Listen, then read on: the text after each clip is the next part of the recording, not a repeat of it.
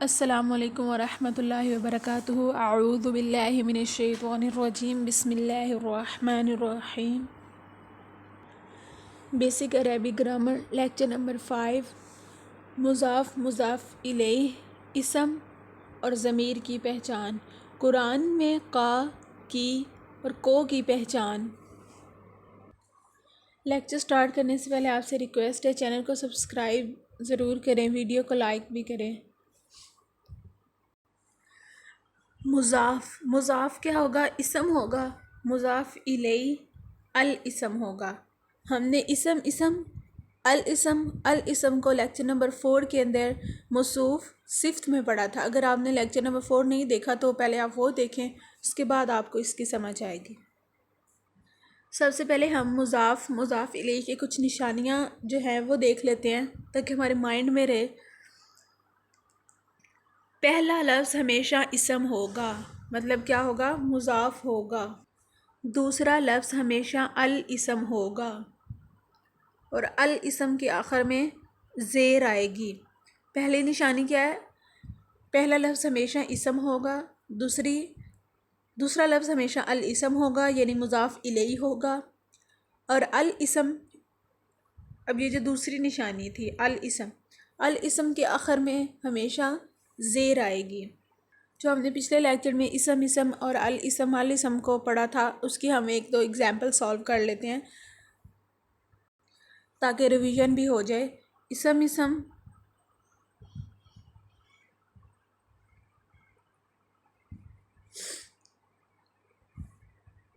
ادھر میں نے لکھا ہے عذاب علیم۔ اب عذاب بھی اسم ہے، علیم بھی اسم ہے۔ ہم نے موصوف صفت میں پڑھا تھا کہ اعراب ہمیشہ ایک جیسا ہوگا، جیسے عذاب علیم دونوں کے اوپر کیا آ رہی ہے؟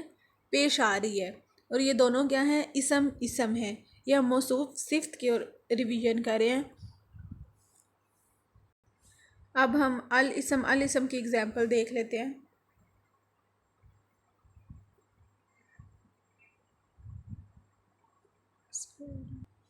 اب میں نے یہاں لکھا ہے العزیز الغفور، دونوں کے اوپر اعراب سیم ہے، ایک شرط پوری ہو رہی، اور دونوں لفظ کیا ہیں؟ الاسم، یعنی کہ الف اور لام کا اضافہ ہو رہا ہے، الغفور۔ اب آپ کو الاسم ریوائز ہو گیا۔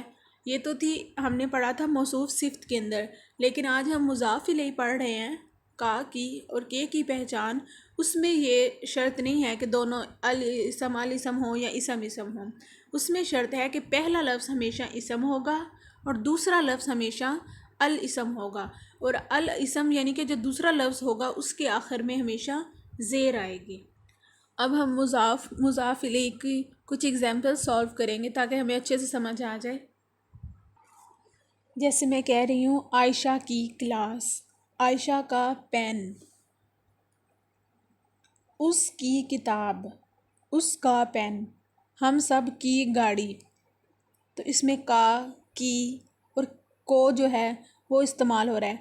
یہ کا، کی اور کو جو ہے یہ کسی چیز کو ڈائریکشن دے رہا ہے۔ اس کو اب ہم ایگزامپل سے دیکھتے ہیں۔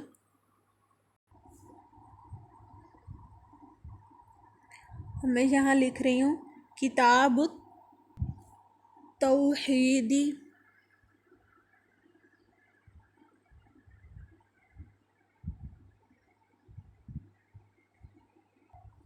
کتاب التوحید۔ اب دیکھیں کتاب کیا ہے؟ اسم ہے، اور التوحید الف اور لام کا اضافہ ہو رہا ہے، تو یہ کیا ہے؟ الاسم ہے یہ، ٹھیک ہے۔ مضاف الیہ کی پہچان کیا تھی؟ پہلا لفظ ہمیشہ اسم ہوگا، دوسرا الاسم ہوگا، اور دوسری پہچان ہم نے کیا رکھی تھی کہ الاسم کے آخر پہ زیر آئے گی، تو یہ کیا آ رہی ہے؟ زیر آ رہی ہے۔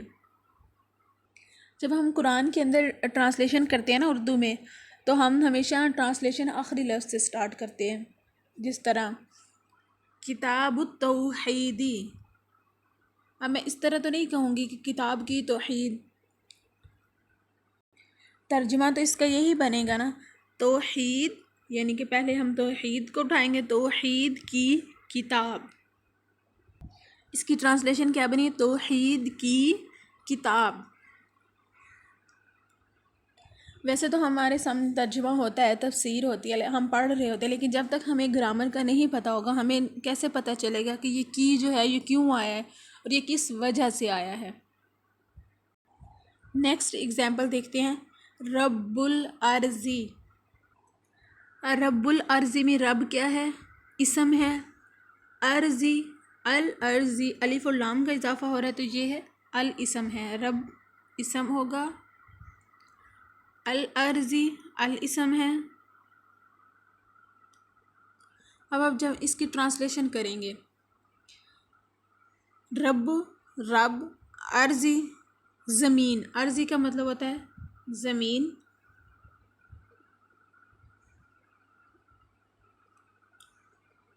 ٹرانسلیشن ہم کہاں سے سٹارٹ کریں گے؟ اینڈ سے. زمین کا رب، زمین کا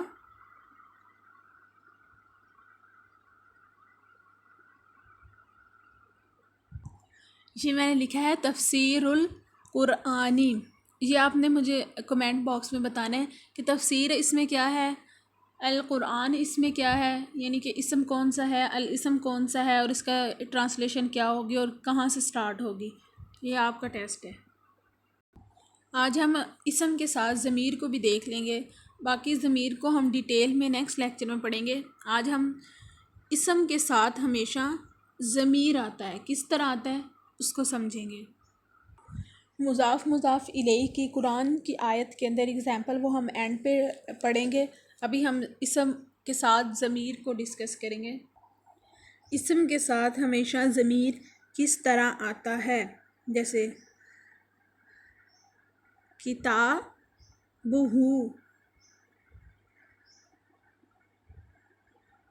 اب یہ جو اس میں ہو ہے نا، ہا پیش ہو، یہ کیا ہے؟ ضمیر ہے. کتاب کیا تھی؟ کتاب اسم ہے، اور ہو کتاب ہو کیا ہے؟ ضمیر ہے.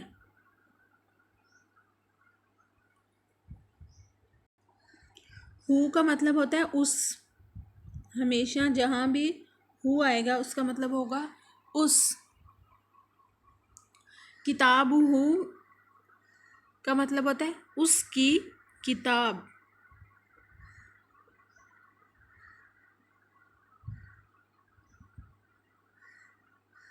اب ہمیں کیسے پتہ چلا کہ اس کی ٹرانسلیشن میں آ رہا ہے اس کی کتاب؟ اس ہم نے یاد رکھنا ہے ہو، ہا پیش ہو، کتاب ہو، اس کی کتاب میں کتاب کیا ہے؟ اسم ہے. ہو کیا ہے؟ ضمیر ہے. نیکسٹ ہم دیکھ لیتے ہیں ہماری کتاب. پہلے ہم نے دیکھا اس کی کتاب، اس کے لیے ہو تھا. ہماری کتاب کے لیے کیا آئے گا؟ کتابنا.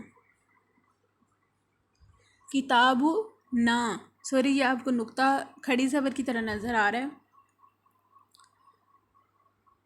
یہ ٹچ کر کے لکھنا ہوتا ہے تو اس وجہ سے یہ نقطہ جو ہے وہ کھڑی زبر بن جاتا ہے. کتابنا میں کتاب اسم ہوگی، اور نا جو ہے یہ اس میں ضمیر ہے. نا کا مطلب ہوتا ہے ہماری.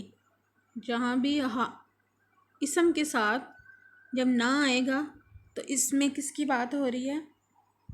ہماری. کتابنا کا مطلب ہوتا ہے ہماری کتاب.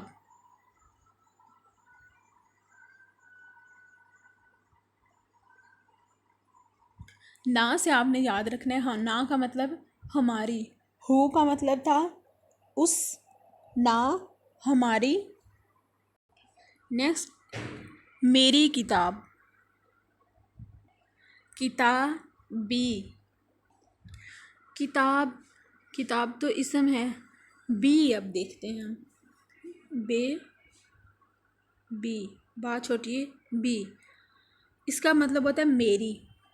بی کا مطلب میری، اور میری کیا ہے؟ ضمیر ہے. کتابی میری کتاب.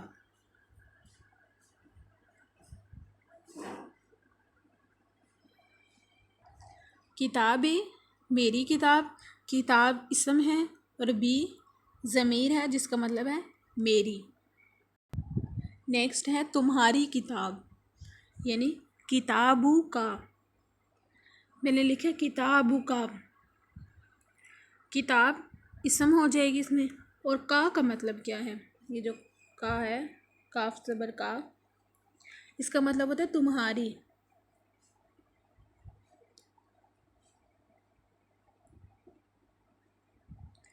جہاں بھی اسم کے ساتھ کا آ جائے تو اس کا مطلب تمہاری. تمہاری کتاب.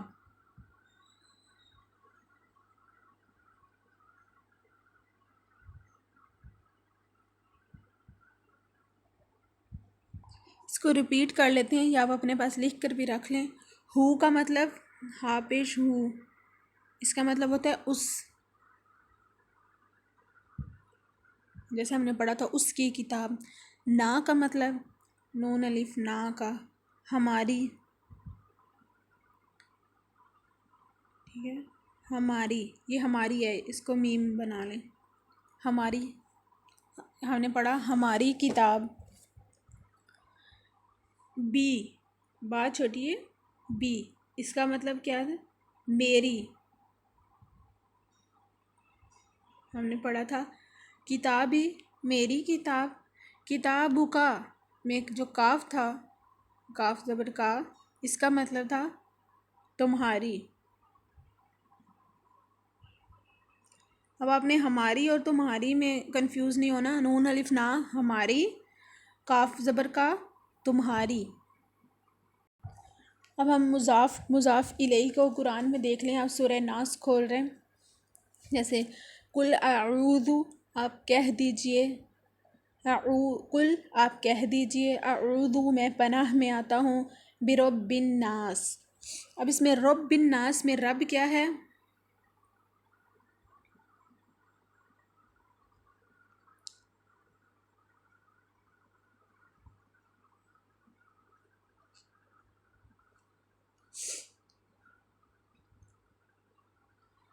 رب اسم ہے، ناس الاسم ہے اور الاسم کے آخر پہ زیر آ رہی ہے. اس کا مطلب لوگوں کا رب. ٹھیک ہے، اور اس کی ٹرانسلیشن کہاں سے؟ اینڈ سے ہو رہی ہے. ناس کا مطلب ہوتا ہے لوگوں، رب اسم ہے لوگوں کے رب سے.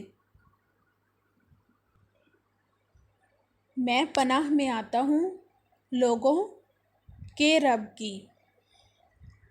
نیکسٹ ہے جیسے آیت کے اندر آتا ہے مالک الناس.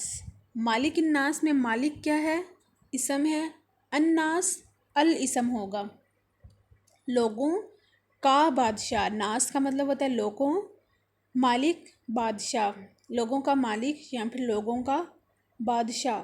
جیسے سورہ ناس میں آتا ہے صدور الناسی. صدور سینہ سینوں، ناسی لوگوں، سین زیر سی ہے. صدور الناسی لوگوں کے سینوں میں. تو یہ تھا آج کا ہمارا لیکچر مضاف الیہ پر اور اسم اور ضمیر پر. اگر آپ کو سمجھ نہیں آئی ہے، آپ کا اگر کوئی بھی سوال ہے تو آپ کمنٹ باکس میں اپنا سوال کر سکتے ہیں. جزاک اللہ خیر. السلام علیکم ورحمۃ اللہ وبرکاتہ.